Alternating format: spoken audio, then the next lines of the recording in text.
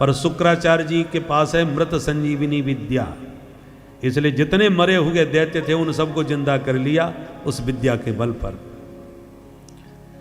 सारे दैत्य जिंदा हो गए। बलि ने कहा गुरुजी अब बदला तो जरूर लेंगे इन देवताओं से। शुक्राचार्य जी बोले एक काम करो। क्या? बोले ब्राह्मणों को अपने वश में कर लो तो कुर्सी पर बैठाना हमारी जिम्मेवारी। ब्राह्मणों को खुश कर लिया दैत्यों ने, खीर मालपुआ खिला खिला करके ब्राह्मण सब गदगद हो गए और दैत्यों को आशीर्वाद दे दिया कि जाओ हमारे द्वारा प्राप्त ये रथ है, इसमें बैठ करके तुम कभी जीवन में पराजित नहीं हो सकते। ऐसा आशीर्वाद का रथ दिया। उस रथ में बैठ करके दैत्यों के राजा बलि ने सीधा हमला स्वर्ग पर कर दिया। देवगुरु बृहस्पति देखते ही बोले देवताओं लड़ना मत, आज बलि का सामना दुनिया में कोई नहीं कर सकती, क्योंकि ब्राह्मणों का तेज इसके साथ जुड़ा हुआ है, भागने में ही भलाई है। गुरुजी ने कहा तो सारे देवता छोड़ मैदान भाग गए और बलि ने कब्जा स्वर्ग पर कर लिया। शुक्राचार्य जी बोले गद्दी तो मिल गई, अब बहुमत भी सिद्ध कर दो। कैसे? बोले ये शतक्रतु का पद है, 100 यज्ञ करने वाला ही यहां बैठ सकता है। तो गुरुजी 100 यज्ञ करवा दो। तो ये होने लगे यज्ञ। इधर देवताओं की माता अदिति दुखी होने लगी, अपने पति कश्यप जी से कहा मेरे बच्चों के लिए कुछ करो। तो कश्यप जी ने पयोव्रत बताया। 12 दिन तक दूध पी करके पयोव्रत किया मां अदिति ने। भगवान ने दर्शन दिया और कहा मां मैं स्वयं पुत्र बन के आ रहा हूं। और भादों के शुक्ल पक्ष की द्वादशी में भगवान बटुक बामन बन के प्रकट हो गए।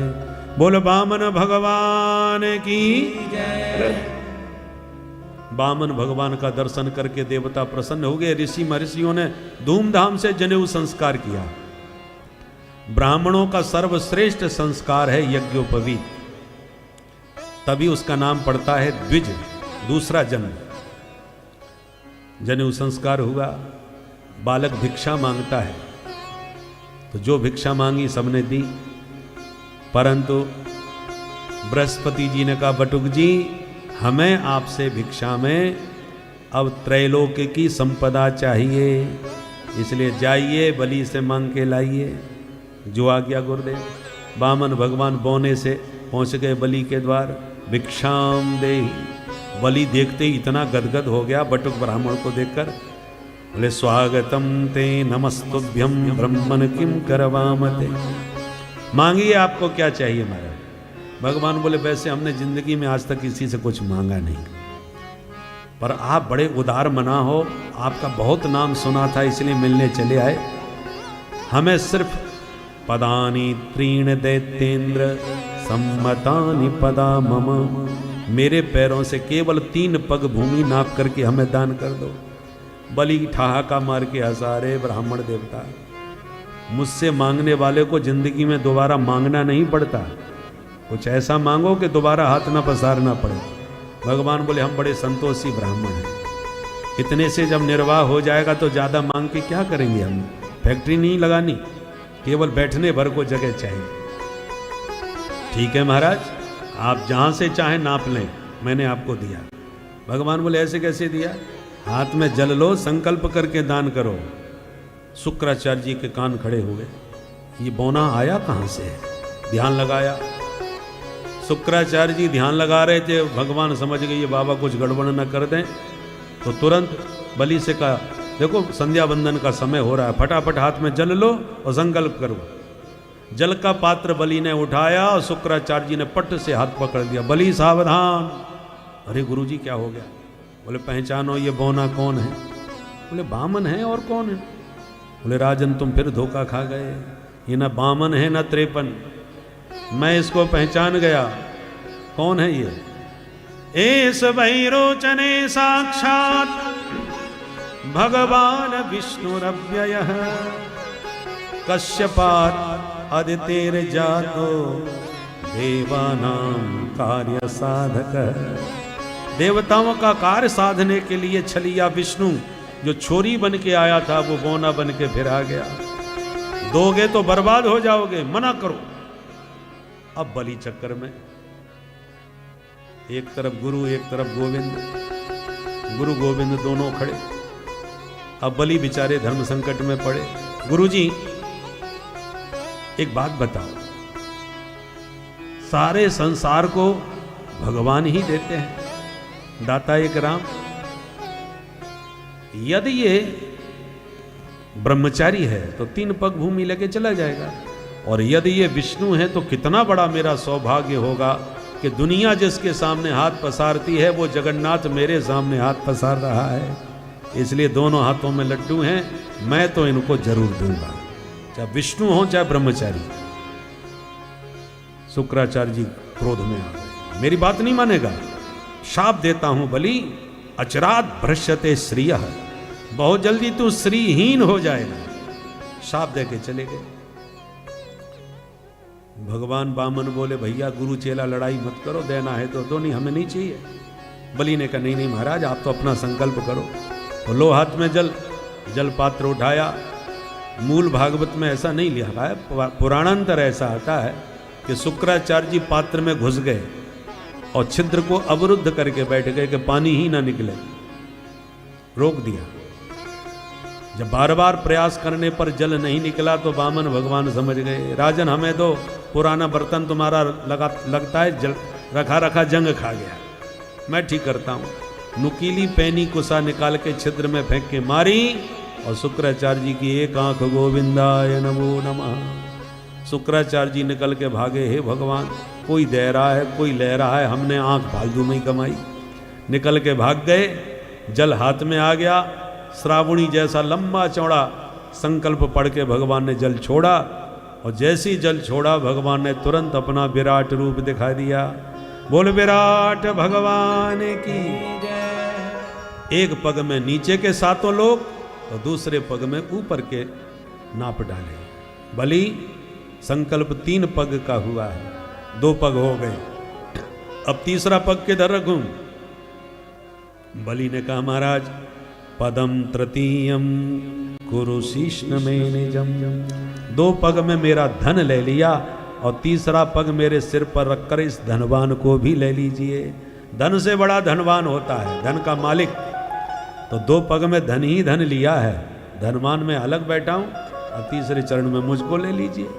भगवान बड़े प्रसन्न हो गए, बारे बलि तूने अपने आप को भी दान कर दिया, और जो अपने जीवन का भी दान कर दे उसी का नाम है बलिदान।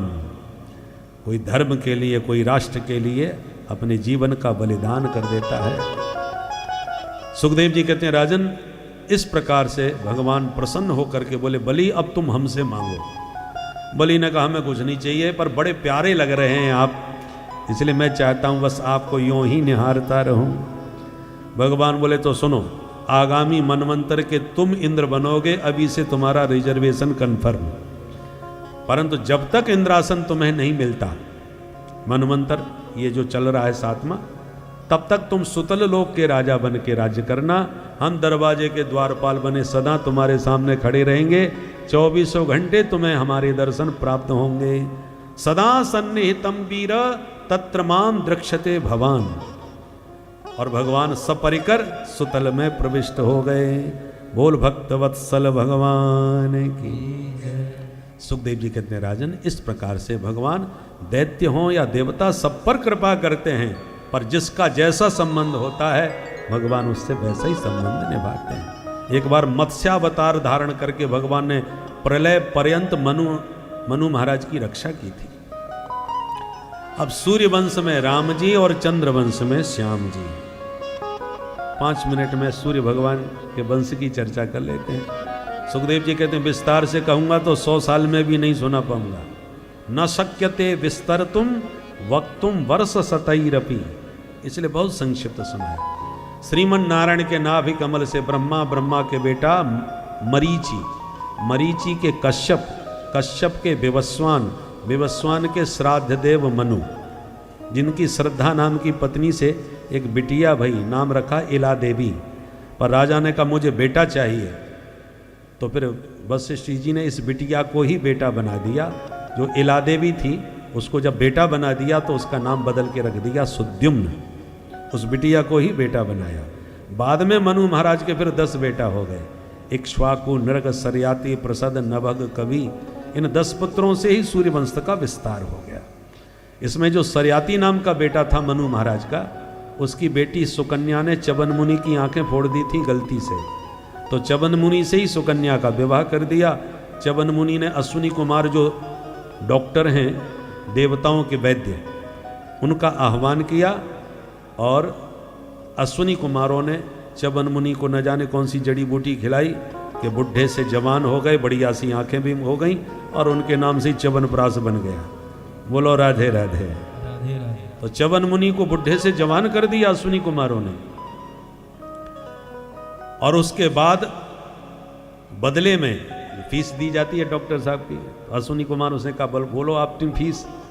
तो अश्विनी कुमारों ने कहा ये देवता लोग हमें अपने साथ बैठा के भोजन नहीं कराते कि तुम चीर फाड़ करने वाले ये वैद्य लोग हो, डॉक्टर हो, दूर दूर पंक्ति में बैठा करो, अशुद्ध अपवित्र रहते हो, तो हमको दूर कर देते हैं, हमारे संग में बैठ के भोजन नहीं करते।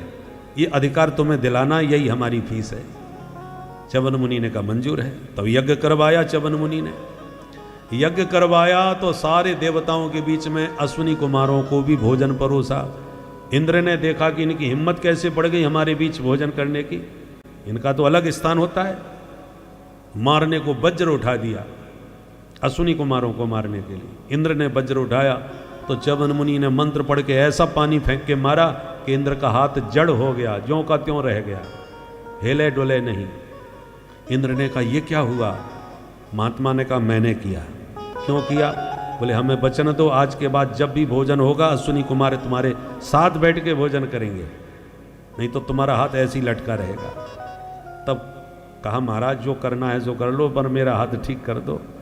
तब उनका हाथ ठीक हुआ। तब से डॉक्टरों को भोजन में अधिकार मिल गया, सब देवताओं के साथ बैठने का। सुखदेव जी कहते हैं राजन, इन्हीं च्यवन मुनि के ये जो हुए थे महाराज सरयाती, इन्हीं के वंश में राजा रेवत हुए, जिनकी पौत्री रेवती जी का विवाह कन्हैया के बड़े भैया बलराम जी से संपन्न हुआ था। महाराज मनु के एक दूसरे बेटा थे नभग, उनके बेटा नाभाग, नाभाग के बेटा अम्बरीश। अम्बरीश बड़े भक्त थे, जिनका विरोध करने पर दुर्वासा मुनि के पीछे सुदर्शन चक्र लग गया था। दुर्वासा जी पूरे ब्रह्मांड में घूमे, सुदर्शन ने पीछा नहीं छोड़ा। भगवान की शरण में आए तब भगवान ने कहा मेरे भक्ति की शरण में जाओ तभी बचोगे। अम्बरीश के चरणों में 1 साल के बाद आकर के गिरना पड़ा दुर्वासा जी को, और अम्बरीश ने जब प्रार्थना करी तब सुदर्शन शांत हो गए।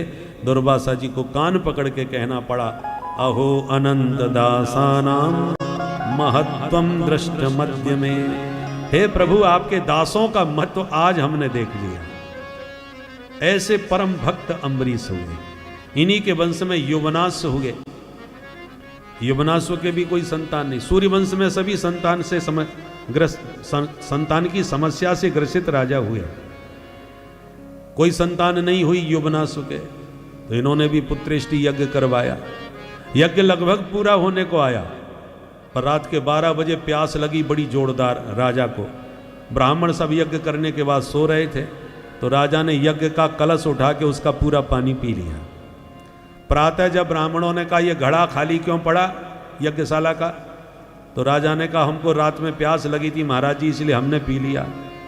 ब्राह्मणों ने सिर पकड़ लिया, हे भगवान ये क्या कर दिया आपने, क्यों क्या हुआ? बोले कलश में मंत्र पढ़ पढ़ के पानी भरा था कि रानी पी के गर्भवती होंगी, तो जो रानी को पीना था वो राजा पी गए गलती से। अब राजा सुन के डर गए, अब क्या होगा?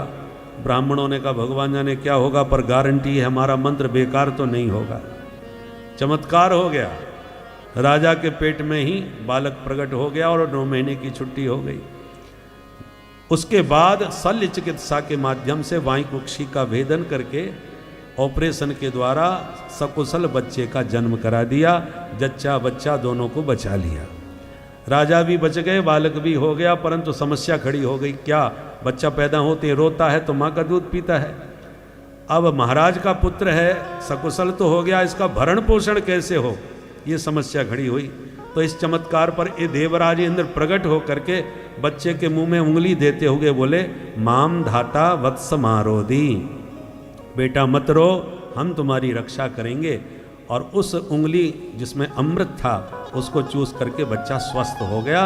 और इसलिए उस बच्चे का नाम पड़ा मानधाता। ये यौवनाश्व पुत्र मानधाता बड़े प्रतापी हो गए, बड़े यशस्वी हो गए।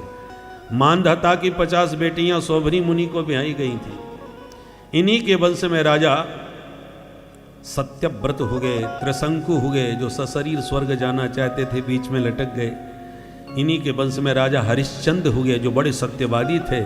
हरिश्चंद्र के बेटा रोहित हो गए, रोहित के बाहुक हो गए, बाहुक के सगर हो गए। बाहुक राजा की 2 रानियां थीं, संतान कोई नहीं हुई। संतान की समस्या सभी को थी, तो एक महात्मा ने आशीर्वाद में फल दे दिया, एक रानी को खिला दिया, दूसरी रानी को डाह हो गया कि इसके बच्चा होगा, मेरे नहीं होगा। उसने अपनी सौत को जहर खिला दिया। संस्कृत में जहर को कहते हैं गर, गर खिला दिया। तो महात्माओं को पता चल गया कि हमारा फल व्यर्थ ना हो जाए, तो ऐसा उन्होंने चमत्कार किया कि जहर भी बच्चे के साथ पेट में बैठा रखा रहा, उसका प्रभाव शरीर पर नहीं पड़ा। पर बच्चे का जब जन्म हुआ तो साथ में जहर पैदा हो गया, जहर बच्चे के साथ पैदा हुआ, तो गर के साथ में उसका जन्म हुआ, इसलिए नाम पड़ा सगर। गरेण सहित जाता सगर, इसलिए वो सगर राजा बड़ा प्रतापी हुआ। इतना प्रतापी था कि इंद्र को भी इनसे ईर्षा होती थी। इनकी 2 रानियां थी, सुमति और केसनी। एक का एक बेटा, दूसरे के 60,000 बच्चे हो गए। तो समस्या खड़ी हो गई। इन्होंने एक बड़ा भारी यज्ञ किया जो इंद्र को भी लज्जित करने वाला था। इंद्र घोड़े को चुरा करके कपिल मुनि की कुटिया में बांधे आए। जब घोड़ा चुरा लिया यज्ञ का, तो बच्चे सब निकल पड़े घोड़ा खोजने के लिए। जब कुटिया में पहुंचे तो बाबा के पास बंधा हुआ घोड़ा दिखाई पड़ा, तो इन्होंने बाबा जी कोई चोर समझ लिया। ए सबाजी हरस चोर हम आस्ते मीलित लोचना, ये पाखंडी बाबा है, हमारा चोर, हमारा घोड़ा चुरा के चोर बैठा है। जोर जोर से गालियां दी। कपिल भगवान की दृष्टि खुल गई, उनकी दृष्टि में सब के सब जल करके भस्म हो गए। 60,000 राख का ढेर बन गए। दूसरी रानी का बेटा था असमंजस, असमंजस के हुए अंशुमान, अंशुमान के हुए दिलीप, दिलीप के हुए भगीरथ। इन सभी ने लगातार तपस्या करी। तब भगीरथ की तपस्या से भागीरथी गंगा प्रकट हुई, शिव जी की जटाओं में आई। फिर शिव जी से प्रार्थना करी, तब जटाओं से निकल करके गोमुख से होती हुई संपूर्ण भारत वर्ष को पावन बनाती भगवती गंगा भागीरथी, जहाँ सगर पुत्रों की राख पड़ी थी, उस स्थान पर जाकर के उस राख का गंगा जी ने स्पर्श किया। यद जल स्पर्श मात्रेण, उनके जल का स्पर्श करने मात्र से सगरात्मजा दिवम जगमुहु, सगर के जितने आत्मज थे, पुत्र थे, सब पाप दंड से मुक्त होकर के परम धाम के अधिकारी बन गए। बोल गंगा मैया की।